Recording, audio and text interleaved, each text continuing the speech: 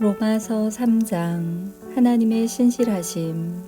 그렇다면 유대인이 이방인보다 더 나은 것은 무엇입니까? 또 할례의 가치는 무엇이겠습니까? 모든 면에서 많이 있습니다. 첫째로 중요한 것은 유대인들이 하나님의 말씀을 맡았다는 사실입니다. 그런데 만일 유대인 중에 하나님을 믿지 않는 사람이 있다면 어떻겠습니까? 이 사람들이 믿지 않는다고 해서 하나님의 신실하심이 무효가 되겠습니까? 절대로 그렇지 않습니다.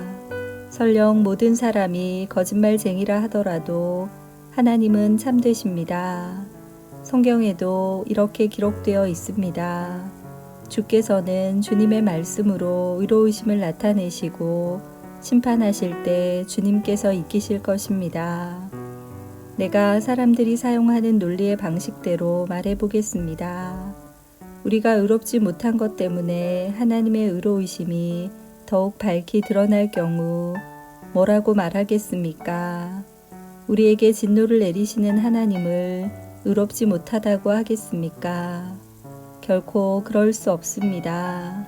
하나님께서 의롭지 못하시다면 어떻게 하나님께서 세상을 심판하시겠습니까? 사람들 중에는 내가 거짓말을 하여 그 때문에 하나님의 참되심이 드러난다면 오히려 하나님께 영광이 되는데 왜 내가 죄인 취급을 받아야 하는가라고 우기는 사람도 있을 것입니다. 이것은 마치 선한 결과를 얻기 위해 악을 행하자라고 말하는 것과 같습니다. 사람들은 우리가 그렇게 가르친다고 우리에 대해 비난을 하고 다닙니다. 그러나 그런 사람들은 정죄를 받아 마땅합니다. 의인은 하나도 없다. 그렇다면 과연 우리 유대인들에게 이방인들보다 나은 것이 있습니까? 전혀 없습니다. 이미 말했듯이 유대인이나 이방인들이나 모두가 죄 아래에 있습니다. 성경에 이렇게 기록되어 있습니다. 의인은 한 사람도 없다. 깨닫는 사람도 없고 하나님을 찾는 사람도 없다. 모두가 곁길로 나가 하나같이 쓸모없게 되었다. 선한 일을 행하는 사람은 단 한 사람도 없다. 그들의 목구멍은 열린 무덤이고 혀로는 사람을 속인다. 그들의 입술에는 독사의 독이 있다. 그들의 입은 저주와 독설로 가득 찼다. 그들은 사람을 죽이려고 바쁘게 움직이며 그들이 가는 곳마다 멸망과 비참함이 있다. 그들은 평화의 길을 알지 못한다. 그들의 눈에는 하나님을 두려워하는 것이 없다. 우리가 알기로는 율법에 기록된 내용은 그 무엇이 되었든 율법 아래 사는 사람들에게 말하는 것입니다. 그래서 누구든지 변명할 말이 없게 되고 온 세상은 하나님의 심판 아래 있게 됩니다. 그러므로 율법을 지키는 것으로 하나님 앞에서 의롭다고 인정받을 사람은 아무도 없습니다. 왜냐하면 율법은 우리가 죄인이라는 사실을 알게 해주기 때문입니다. 믿음으로 의롭게 된다. 그러나 이제는 율법 없이도 하나님께로부터 오는 의가 나타났습니다. 이것은 율법과 예언자들도 증언한 것입니다.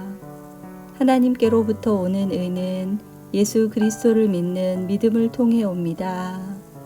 이 의는 믿는 사람이라면 누구에게나 주어지는 것이며 사람을 차별하지 않습니다. 모든 사람이 죄를 지어 하나님의 영광에 이를 수 없게 되었습니다. 그런 사람이 그리스도 예수께서 주시는 속죄를 통해 하나님의 은혜로 의롭다는 판단을 받습니다. 그것은 하나님께서 거저 주시는 선물입니다. 하나님께서 예수님을 화목 제물로 내어주셨으며 누구든지 예수님의 피를 믿음으로 죄를 용서받게 됩니다.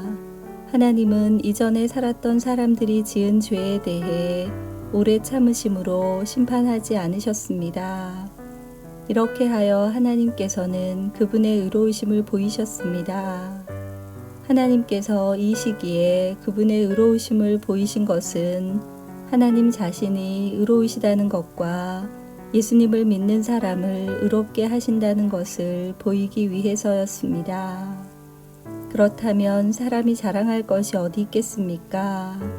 자랑할 것이라고는 하나도 없습니다. 어떠한 법으로 사람이 의롭게 됩니까? 율법을 지키는 데서 오는 것입니까? 이런 것과는 상관이 없습니다. 의롭게 되는 것은 오직 믿음의 원리에 의해서만 이루어집니다. 사람은 율법을 지키는 것과는 상관없이 믿음으로 의롭게 된다고 우리는 생각합니다. 하나님은 유대인들만의 하나님이십니까? 이방인들의 하나님은 되지 않습니까? 하나님은 이방인들의 하나님도 되십니다. 하나님은 오직 한 분이시므로 그분은 할례를 받은 사람이나 할례를 받지 않은 사람이나 동일하게 믿음으로 의롭게 해주십니다. 그렇다면 우리가 이 믿음을 가지고 율법을 무효로 만들고 있습니까? 그렇지 않습니다. 오히려 믿음을 통하여 율법을 더 굳게 세웁니다. 아멘.